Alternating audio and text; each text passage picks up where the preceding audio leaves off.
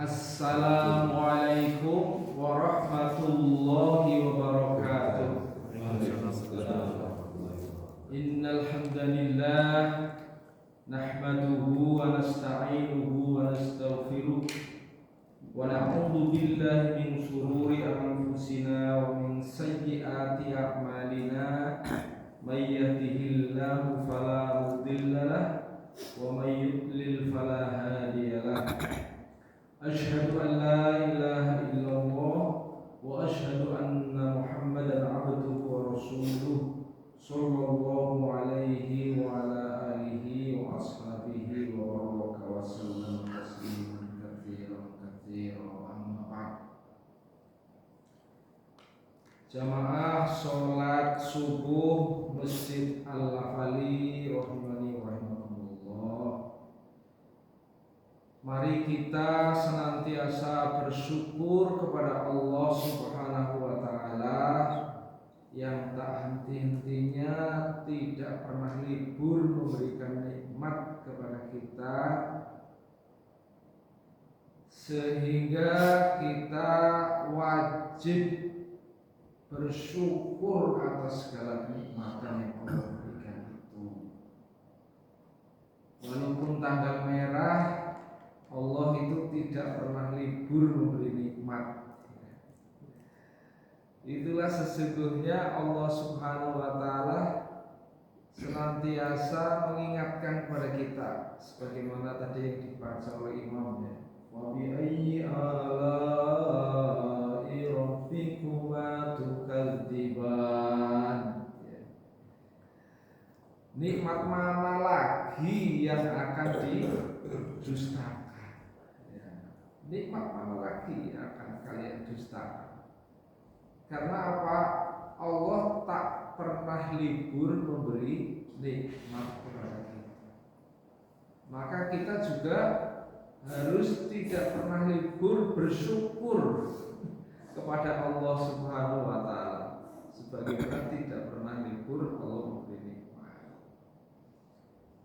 Sekarang kita dibangunkan oleh Allah, diberikan hidup kembali, ya, setelah mati.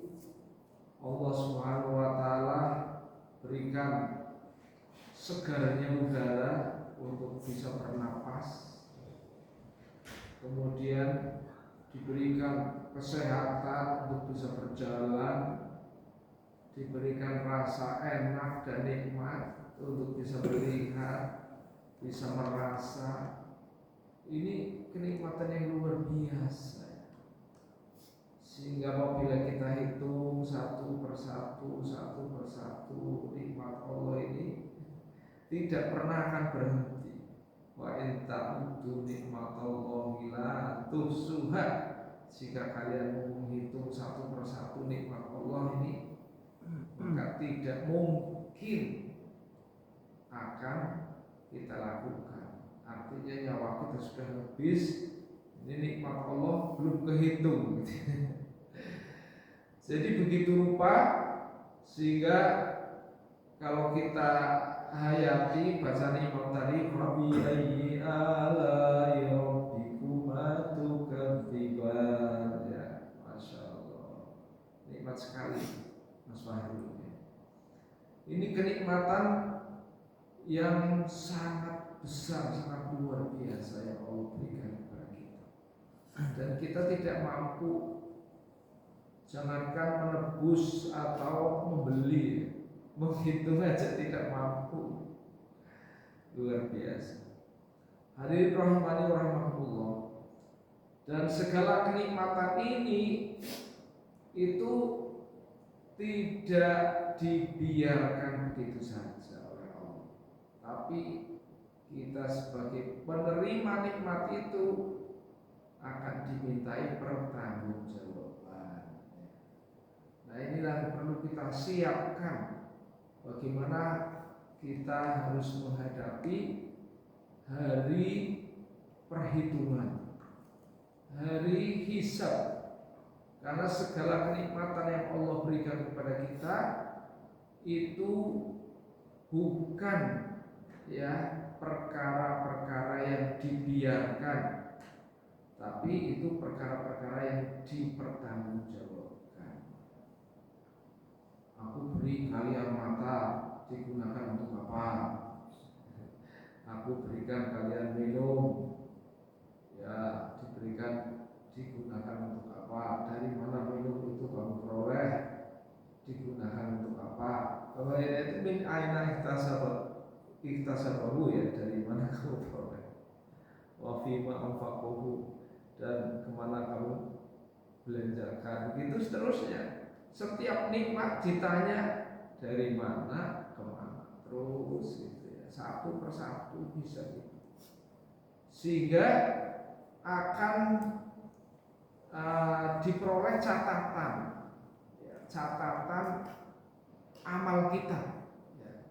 Karena Allah Subhanahu wa Ta'ala tidak menuntut dari semua kenikmatan yang Allah berikan kecuali amal-amal yang kita lakukan.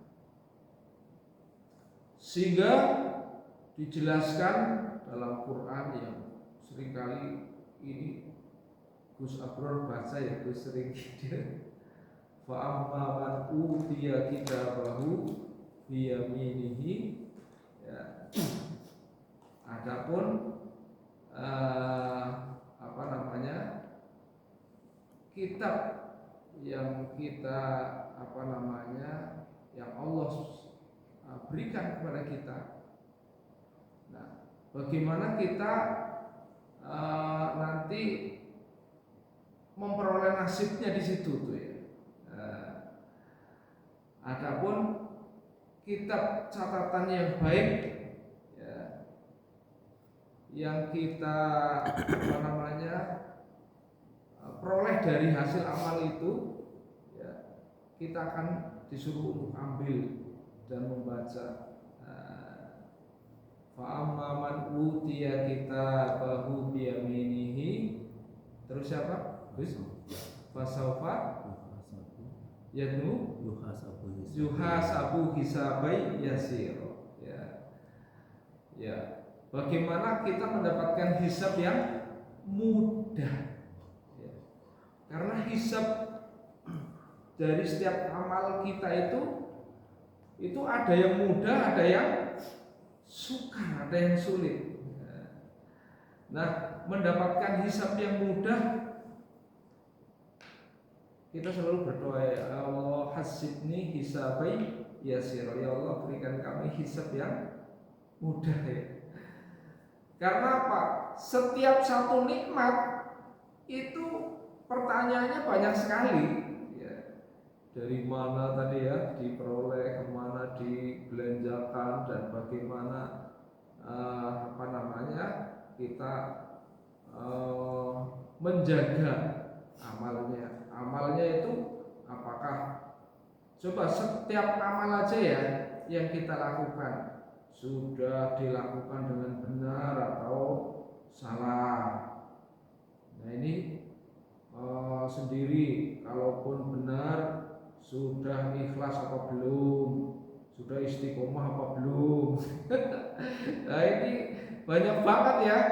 Jadi kalau kita lihat setiap satu amalan itu pertanyaannya banyak sekali, dari atas, dari bawah, dari kanan, dari kiri, kita mempertanggungjawabkan amal. Dan padahal nikmat itu tidak terbatas. Makanya yaumul hisab itu sangat lama, ya. Bagi orang-orang yang tidak beruntung sangat membosankan, gitu. Tetapi orang yang beruntung itu, maka ada hadis yang mengatakan bahwa orang-orang yang menjaga sholatnya itu akan diberikan 5 keistimewaan, ya. Man hafadha sholat, ya, Allah Ta'ala bi khamsi hisab. Siapa yang menjaga sholatnya, Allah akan berikan 5 keistimewaan, ya. Pertama, yurfa'u anhu dhiqul aisy, ya, dibebaskan oleh Allah dari kesempitan hidup di dunia. Hidup di dunia itu kadang-kadang sempit, sesek, orang bahasa Jawanya ngalu-ngalu itu terus kuro gitu ya. Oh, tapi Allah Subhanahu wa taala akan berikan kepada mereka kebebasan dari kesempitan hidupnya. Ya, selalu bersyukur dengan nikmat yang Allah berikan. Yurfa'u dzikru aisy wal adabul qabri. Yang kedua juga dibebaskan dari azab kubur. Ya, azab kubur itu azab yang luar biasa ya. Hari akhirat pintunya yang dikubur itu pintu akhirat. Azab kubur ya, kubur bisa merupakan taman daripada taman-taman surga, tapi bisa merupakan lubang dari lubang-lubang neraka. Ya. Kemudian, nah ini yang terkait dengan ini. Allahu kitabahu biyaminihi. Allah akan memberikan catatan amal perbuatan dari tangan kanan.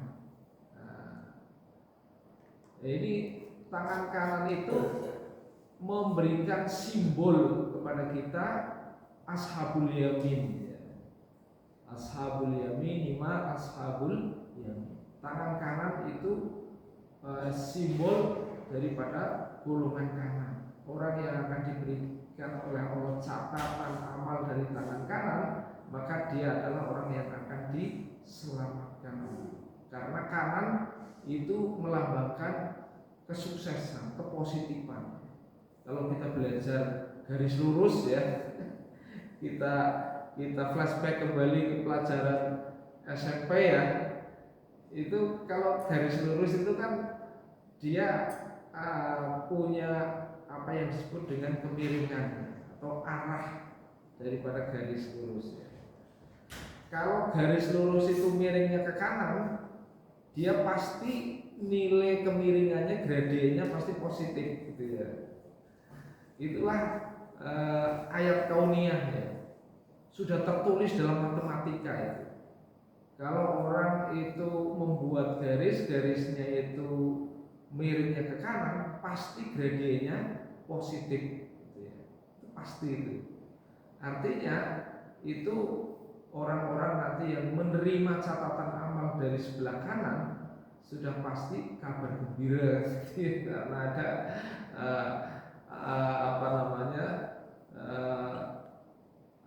hisab yang ringan gitu ya. Gimana tadi? Fa'amman utiya kitabahu biyaminihi fasaufa yuhasabu hisabai yasiro ya. Dia akan ringan hisabnya gitu ya. Kalau orang diringankan hisabnya kan subhanallah kan, bersyukur kepada Allah. Jadi kalau perlu itu tadi di catatan tangan dari tangan kanan ya. Kemudian yang keberapa tadi? Sudah ketiga ya, keempat ya. Ketiga. Atau kita baru biyaminihi. Allah akan memberikan catatan amalnya dari tangan kanan. Yang keempat, wa yamurru sirrat kal barqi. Yang keempat, dia akan dijamin oleh Allah dapat meniti siratal mustaqim seperti kilat. Masya Allah ya. Jadi ini luar biasa karena nanti siratal mustaqim ya, kalau digambarkan begitu titian sirat menuju surga itu ya, itu digambarkan seperti pedang yang dibagi 7 ya, begitu kecil lembut ya, menuju surga itu jalannya. Maka orang-orang yang istiqomah menjaga sholatnya ini ya, baik suasana libur maupun suasana tidak libur, sholatnya terjaga, tanggal merah maupun dijaga, entah di mana kita berada ya, kita jaga ini luar biasa. Wa yamurru sirrat kalbar, Allah akan memberikan kekuatan nasib kepada mereka untuk bisa meniti siratal mustaqim secepat kilat. Tidak jatuh. Lalu kalau kita meniti jembatan yang menghubungkan dua tepi neraka dengan jalan yang sangat kecil lembut gitu ya, Nah, itu potensinya kan wil jatuh ke dalam neraka. Dan jatuhnya dari mulai ujung neraka ke dasar neraka itu ada yang mengatakan 70.000 tahun. Wil-wilnya tuh 70.000 tahun, luar biasa kan. Nah, tetapi orang yang diberikan oleh Allah kekuatan untuk bisa menjaga sholat jamaah gitu ya, maka sholatnya dijaga, Allah itu akan memberikan jaminan luar biasa. Kemudian yang terakhir, wa yadkhulul jannata bighairi hisab. Ini loh yang tadi kita ya sesuai dengan ini bacaannya Pak Imam tadi ya. Dia akan dimasukkan ke dalam surga tanpa hisab. Ya. Kalaupun hisabnya ringan. Ya. Jadi hadirin rahimani rahimakumullah, ini bagaimana mendapatkan hisab yang ringan yang Allah Subhanahu wa taala akan masukkan kita ke dalam surga ya dengan hisab yang ringan atau bahkan tanpa hisab. Masya Allah. Janji Allah, janji Rasul pasti benar, lebih benar ya, lebih pasti daripada terbitnya matahari di esok hari. Cuman kita yang kadang-kadang menyepelekan janji-janji Allah dan janji Rasul. Ya. Oleh karena itu kita senantiasa merefleksi diri ya. Karena orang yang diberikan oleh Allah catatan amal dari tangan kanan ini, subhanallah ya. Allah Subhanahu wa taala itu memiliki hak untuk menguji kita setiap saat ya. Haknya Allah salah satunya adalah menguji kita setelah Allah memberikan kenikmatan ya. Karena setiap yang kita jumpai itu kan menyeru ya kan ya, makanan menyeru kita supaya dimakan ya kan, sini enak ya. Minuman juga menyeru kita untuk diminum ini ya, sini ini air segar saya diminum. Itu menyeru ini ya, menyeru kita sehingga menghilangkan rasa dahaga. Tapi tetap membaca bismillah ya. Contohnya seperti ini, bismillah. Ya, segala hal menyeru. Karpet menyeru kita, sini tidur di sini, duduk di sini, gitu kan, menyeru. Dan setiap seruan itu akan berkonsekuensi kepada kita untuk meluangkan waktu. Ya, luangkan waktu untuk saya. Luangkan uang buat saya, kan gitu. Istri menyeru, anak menyeru, pekerjaan menyeru. Bahkan ya bukan terkadang lagi, yang pasti setan selalu menyeru. Nafsu selalu menyeru. Selalu menyeru ya. Nah, kita itu kalau gitu hidup ini pilihan ya.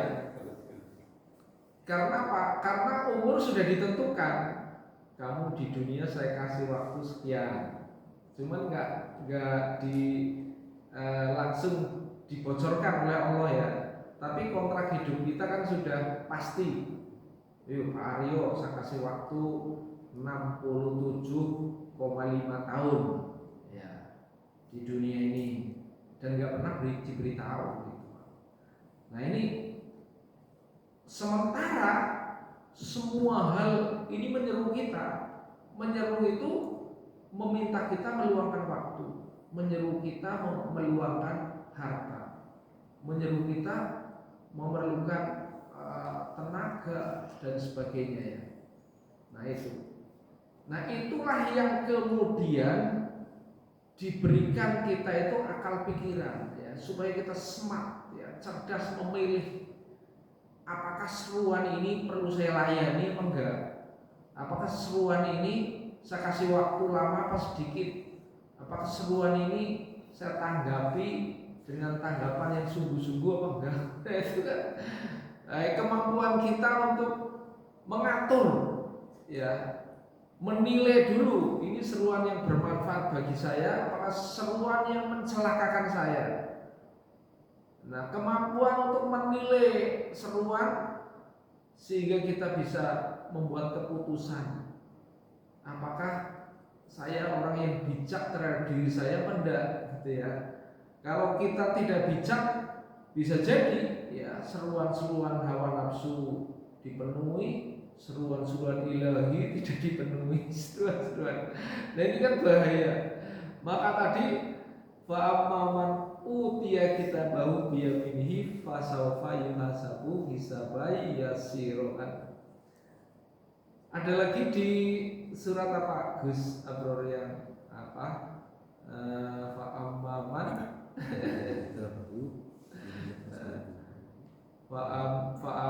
apa yang apa namanya seruan berbuat baik, ya, apa namanya fa'amman utiya kitabahu biyaminihi fayaquluha umuqra'u kitabiyah. Yang itu loh, al-haqqatu mal-haqqah wa ma adraka mal-haqqah dan terusnya itu.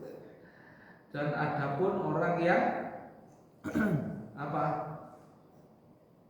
diberikan kepada mereka, diseru kepada mereka, ya, seruan itu kan ada apa namanya, mereka disuruh fayaquluha umuqra'u kitabiyah, ya, ambillah, disuruh ambil, kemudian disuruh baca. Itu ada satu diambil, yang kedua dibaca. Fa'amma man utiya kitabahu bisimalihi fayaqulu ya laitani lam uta kita dia. Sedangkan mereka yang diseru dari sebelah kiri, mereka justru mereka mengatakan, andai kata aku tidak diberi kitab ini. Jadi ada dua golongan ini, Gus. Pertama, golongan yang diseru dari kanan itu, ya, mereka meminta supaya kitabnya itu diambil dan dibaca. Karena apa? Mengharapkan hisab yang mudah, mengharapkan nilai yang bagus. Jadi ibaratnya orang sekolah, mereka yang dapat catatan amal dari tangan kanan, dari sebelah kanan, ini catatan rapotnya itu nilainya bagus-bagus. Maka dia ingin segera mengambil dan membacanya. Gitu ya.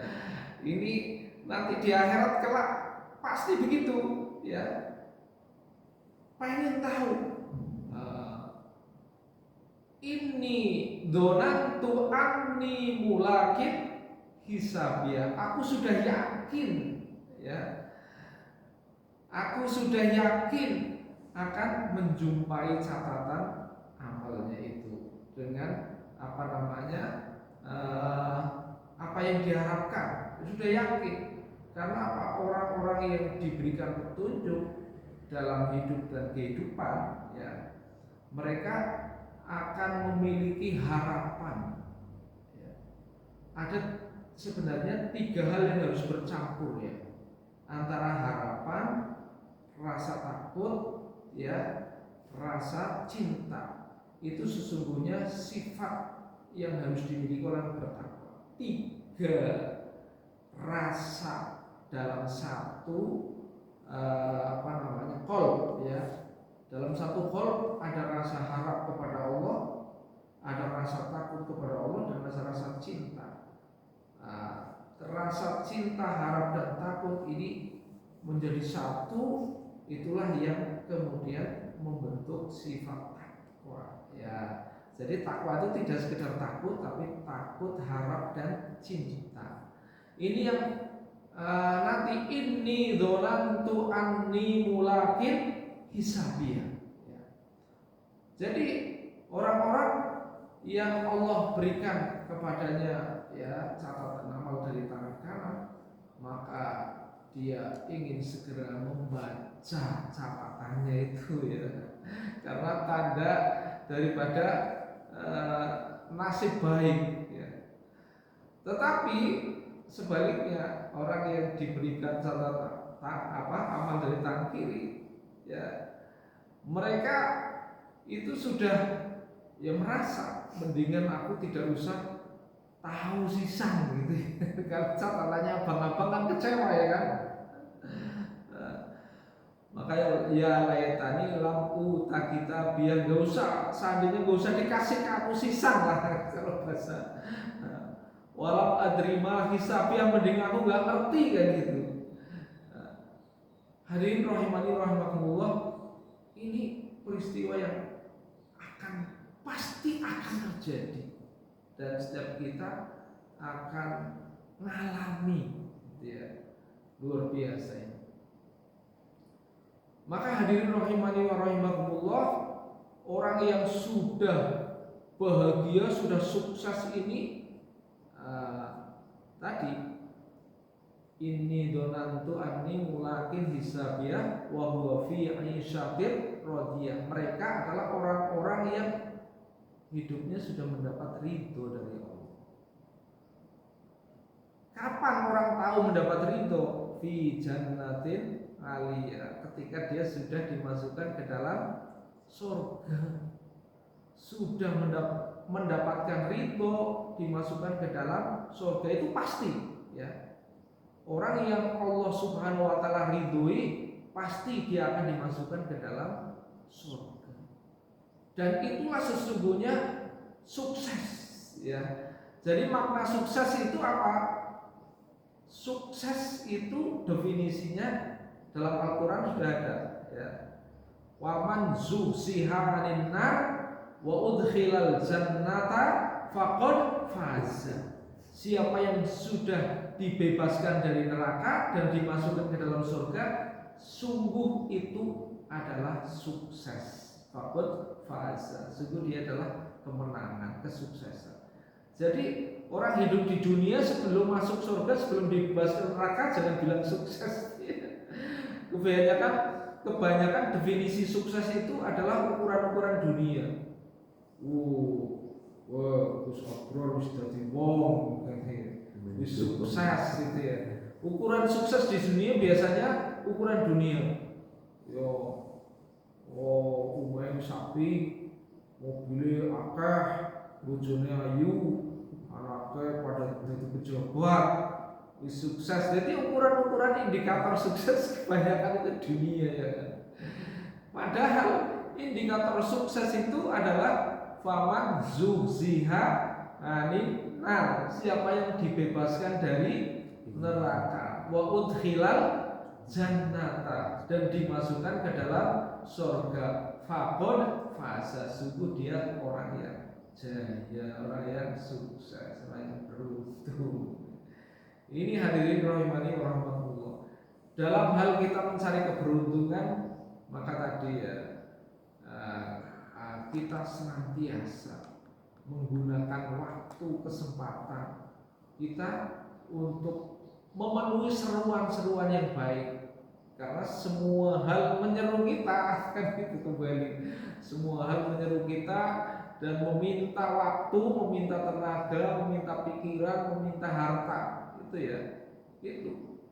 Makanya sebagus-bagus orang yang bisa membagi sesuai dengan haknya. Istri punya hak, berikan waktu, berikan kepada mereka kesempatan, berikan kepada mereka harta sesuai dengan haknya. Agama punya hak, berikan kepada agama sesuai dengan haknya. Sholat ya saat dipanggil kita sholat ya sesuai dengan haknya. Setiap ini punya hak. Ya, oleh karena itu orang yang bijak itu pandai memanfaatkan waktu, memanfaatkan hidup, ya, sesuai dengan haknya masing-masing. Dan inilah sesungguhnya hadirin rahimani rahimakumullah nanti yang akan menjadi bahan hisab. Kalau orang akan orang akan melakukan proyek, ya, membuat proposal sudah disetujui, ya, ini kegiatan ini Mas Fahrul biasanya, ya, ke ketua presiden BEM, ya, membuat proposal akan melakukan kegiatan ini dilakukan sekian hari dengan dana sekian kan, ya, itu proposal, minta dana sekian, butuh waktu sekian, ya, itu oleh yang mengeluarkan dana akan dimonef juga, ya, akan dimonef, ya, dimonef apakah betul, ya, telah dilakukan kegiatan ini atau belum. Menggunakan dana itu apa tidak seberapa besar, itu kan monef, ya. Nah, monefnya Allah itu nanti, ya, di yaumul hisab, yaumul mizan itu sangat teliti. Begitu telitinya tidak ada yang tertukar, begitu telitinya tidak ada yang terlewatkan. Semuanya ada dalam hisab Allah Subhanahu wa taala, ya.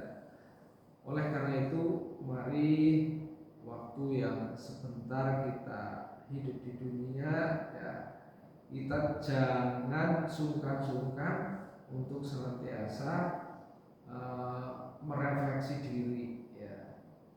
Walaupun dalam keadaan kita sedikit atau banyak, jangan sampai kita sedikit memandang pelempem. Wah, ya, ini santri pada pulang semua, ya, tanggal merah, akhirnya lah nggak ada sholat jamaah sholat. Ini di Lavalis nanti nggak ada libur sholat, ya, jamaah. Berapapun kita dimanapun kita berada, ya, itu kita tegakkan, ya, sholat jamaah.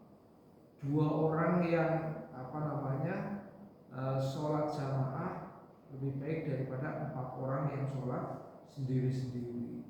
4 orang yang sholat jamaah lebih baik daripada 8 orang yang sholat secara sendiri-sendiri. 8 orang yang sholat berjamaah, kata Nabi, lebih baik daripada 100 orang yang sholat sendiri-sendiri.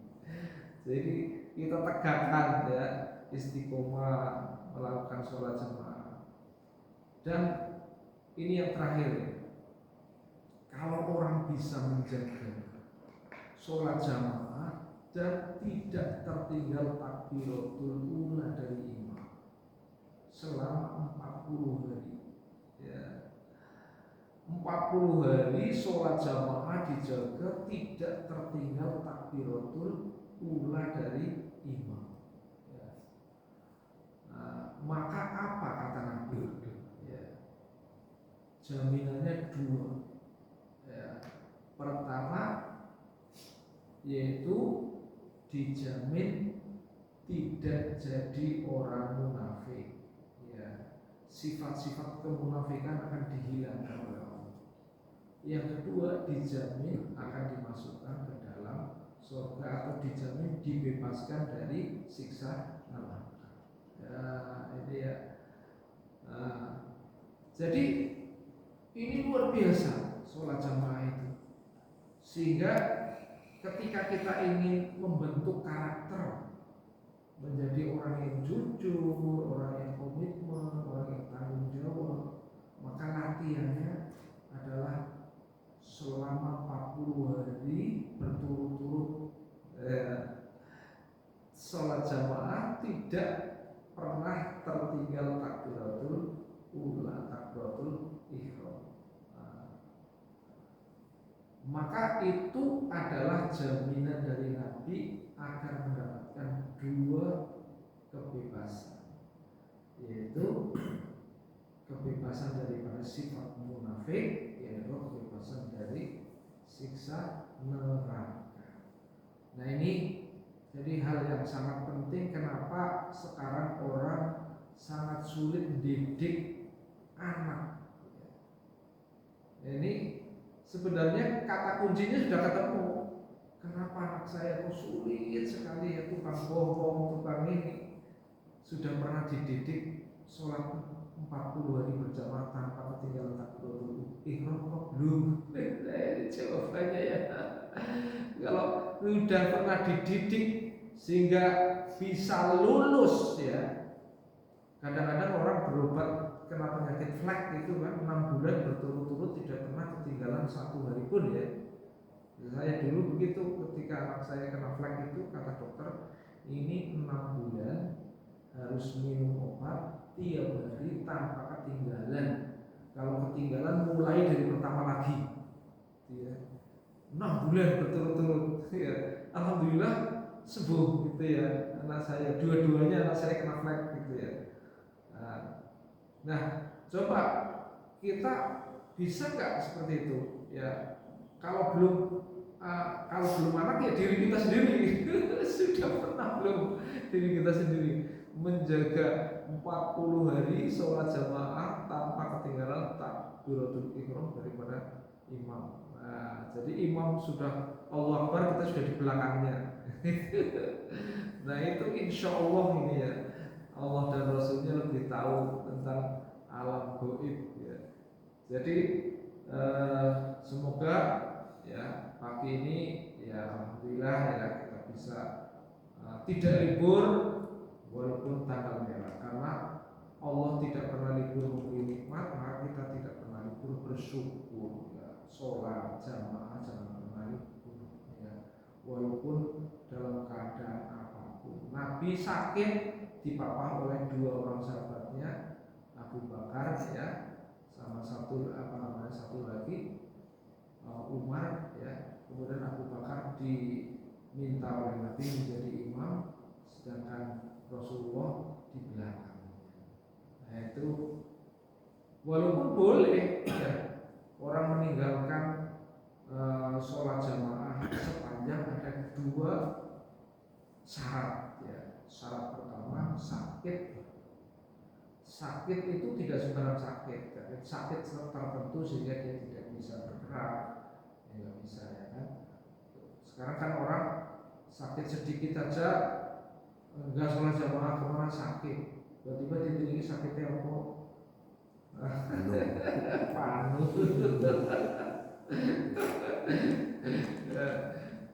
Gitu ya, begitu. Nah ini umat akhir zaman kan gitu. Hadirin rahimani rahimakumullah. Ya demikian apa yang dapat saya sampaikan. Semoga bermanfaat bagi kita semua. Terima kasih atas perhatian.